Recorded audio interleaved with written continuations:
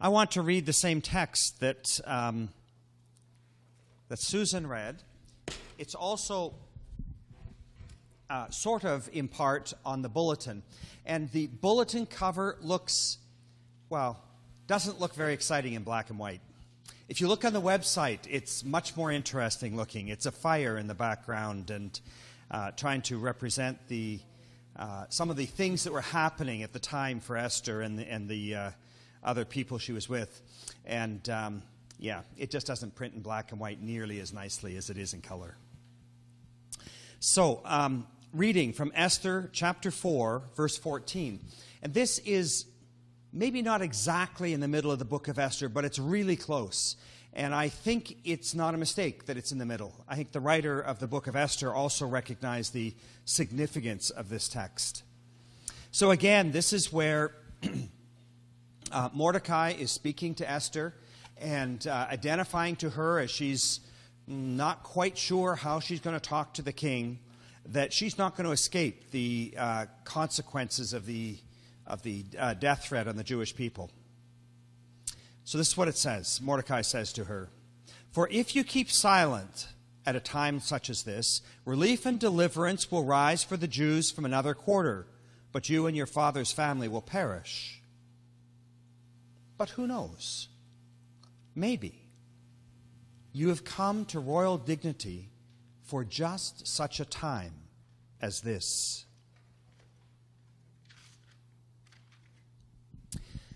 The world is changing. This shouldn't come as a surprise to any of you. It doesn't take a lot of thinking back to realize the significance of the changes that we've been faced with. And it's a whole bunch of little changes. But then there are also some bigger, significant changes that we all have to deal with in our lives. And it doesn't matter how old we are, we can look back not too far and see that things were just different in the recent past. For the church, the amount of change that the church is experiencing right now and is needing to continue to work with probably hasn't been greater since the first few centuries and maybe the Reformation. It's a huge change. But it's not just the church, it's all of society. I was talking to my mom this week. I had lunch with her. And we were just talking about a variety of things, and she talked about when I was a kid, she was at home. I'm the oldest of 5 kids.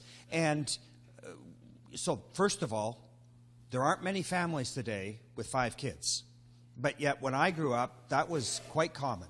And I, again, suspect that many of you can echo that, and maybe even larger families. And she was at home. And when I was in high school, she started a part-time job. We could afford to live on my dad's salary. We lived in Mississauga and lived on one salary. My parents bought a house in Mississauga in the early 60s. And the house had 1,700 square feet of floor space, which at the time was considered substantially larger than normal. Today, I looked in the paper yesterday in the real estate section, and they don't even mention the houses. It's not a selling point for a house unless it's got 2,000 square feet or more. You know? The world has changed. Just a small example. I was talking to someone else this week who we were talking about where young adults meet together to find spouses and stuff. Used to be the church was one place that I know a whole bunch of you have met at the church or in a Bible school or in choir groups or that sort of thing. But her comment is that she went to a roller skating rink. Now, first of all, how many of you been to a roller skating rink ever in your life? Okay? There's a certain generation that hasn't been to a roller skating rink. Some people are failing their kids over there in the corner. How many people have been to a roller skating rink in the last 5 years? 1. It's a really minor sort of thing, but it's one of those things that we actually don't have places where young people congregate in the same way that existed 100 years ago or 50 years ago. The world's changing.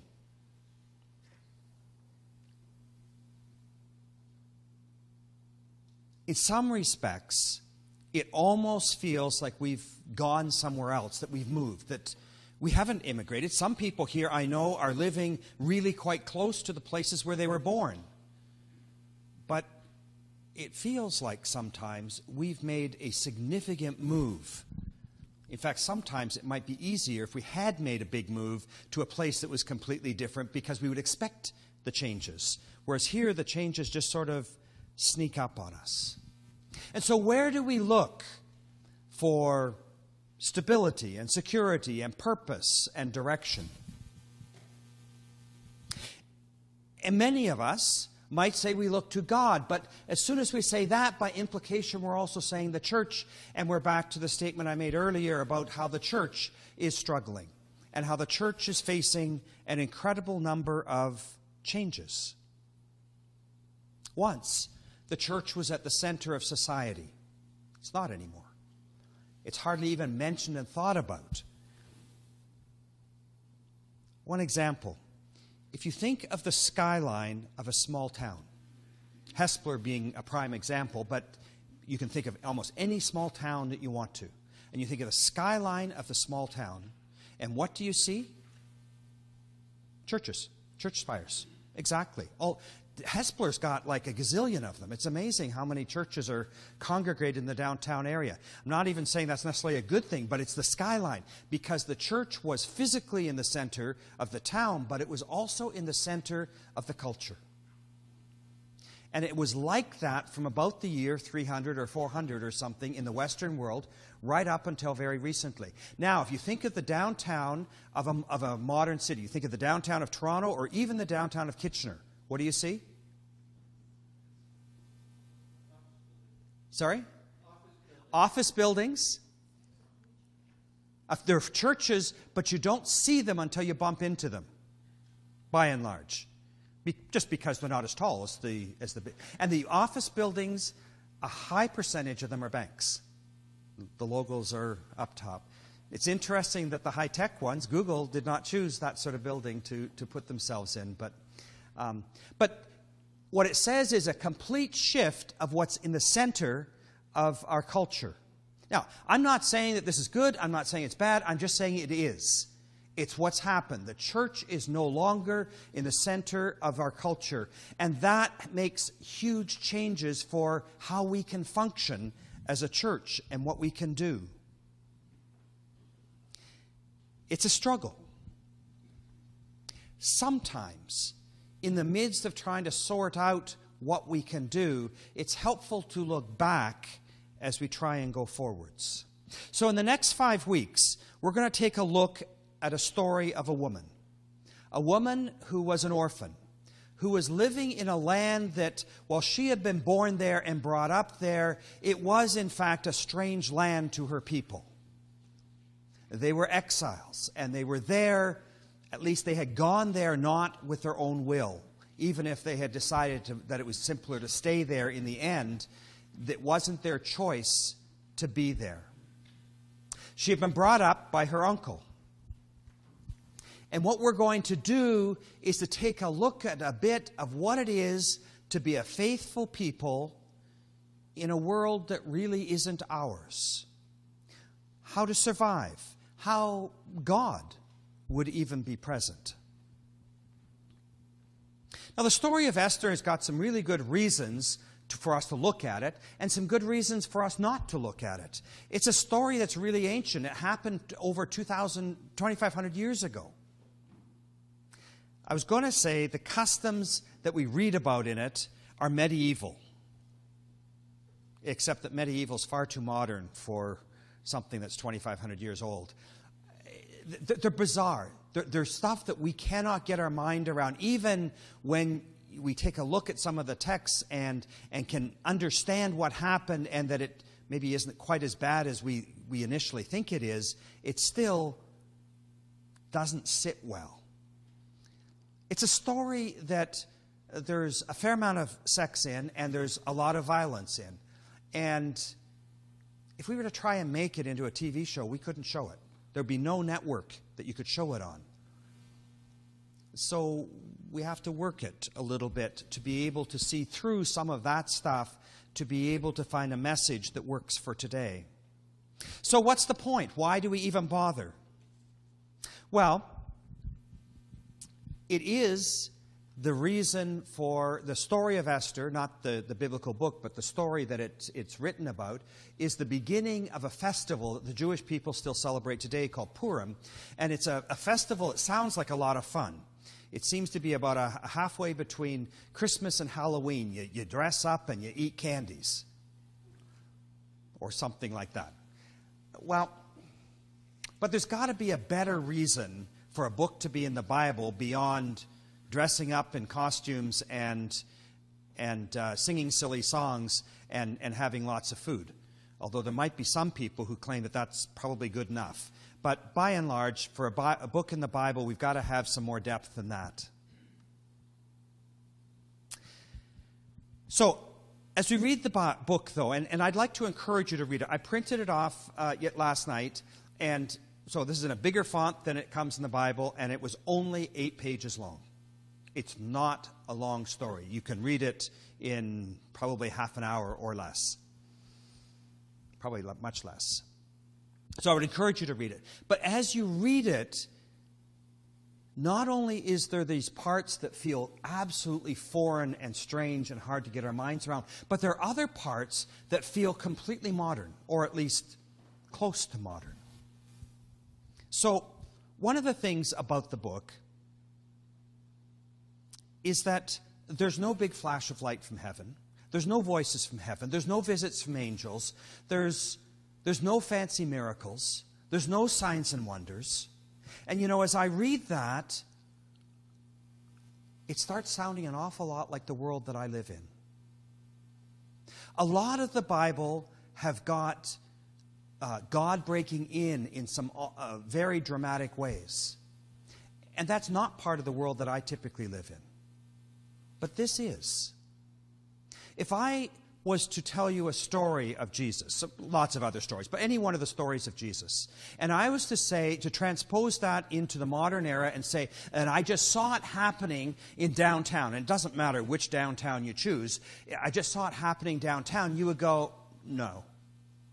Those sort of stories, the sort of stories where Jesus shows up and there's 5,000 people fed, or where Jesus shows up and a person who's been blind for their whole life can now see, those sort of stories don't happen in the downtowns of our communities these days. The story in Esther, though, starts in some ways feeling a lot more like it can connect with us. Because we start talking about jealousy and grabs for power and people lost in systems that are bigger than them, and people living their lives and not having a lot of control over what they can and can't do. People trying to hear God's voice and hearing perhaps silence.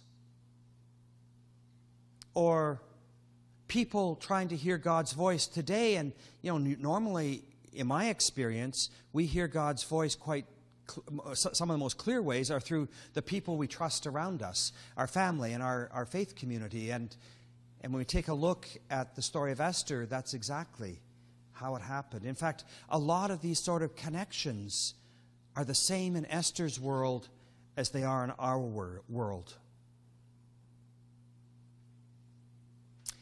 In this story, it's I think it's the only book in the Bible where there's no mention of God. There's no mention of God breaking into our world in any particular way. And yet, as we look at the book, we can also see God at work, which again feels a lot like, at least my life, where God doesn't seem to break in dramatic ways. But when I look back, I can see God's presence in my life and in the lives of people around me in some significant ways. Esther's people were sent into isolation, into exile, away from the place where they knew, away from the community and the structures that they knew. And they had to do a lot of things. They had to figure out a lot of things in this new land. Things that actually, as I start listing some of them, you'll start going, what's the big deal? Of course, we have to live with that all the time. But they didn't, and they're part of our faith tradition. So some of the things that we take for granted when we read the New Testament were things that they figured out at this time in exile. They had to figure out that even though they were exiled and they were taken from their land and they didn't have any control, that God still existed. For a while, they doubted whether or not God even existed. But they had to figure it out. They did, and they realized that God was still present, even in this land far from their own land. And they had to figure out how to worship in this land that was so different, in this land where they weren't in control, in this land that the temple wasn't in. They had always worshipped in the temple, in the center, in Jerusalem, and now they couldn't. Now, we sort of go, yeah, duh, of course. We gather in local communities of people who believe and worship. But that is something that was figured out then and that we can see in the New Testament. Jesus talks about going to the synagogues, and it's from that example that the church grew. They had to figure out how to follow God when they weren't a people who were in power, who weren't a people in the center of society. Well, again, that starts sounding a lot like the Mennonite experience always, but the Christian experience today, where we are no longer in the center of society. It's not that we're exiles, but sometimes it almost feels that way.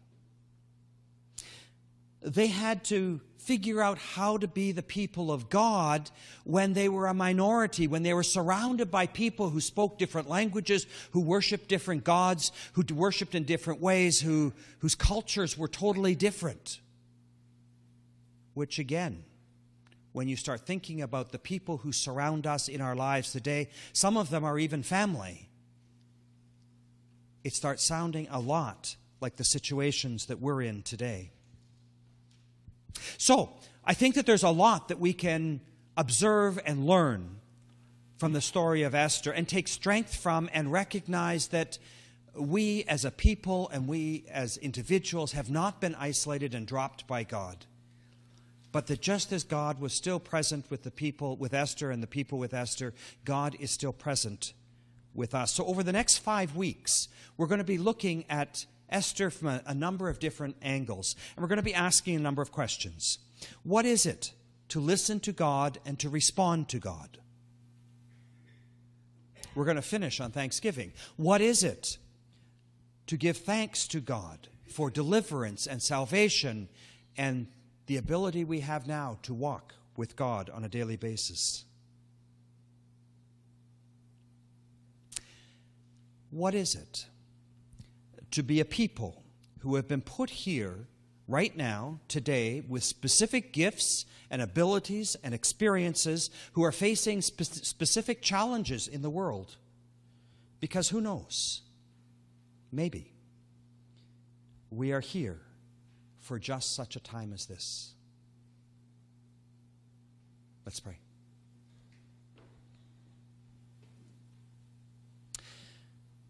Lord, it's scary in some ways to think that we are here not just as a continuation from the past and doing what everybody has done before, but we're here because you need us here. That we're a unique people with unique challenges and a unique charge from you to interact in your world right now, today, because you need us here. Help us. We need courage. We need eyes. We need ears to be able to see and hear you, to be able to see and hear the issues in the world around us, and to be able to interact and work in the world in a brand new way. Help us to be your people today. Amen.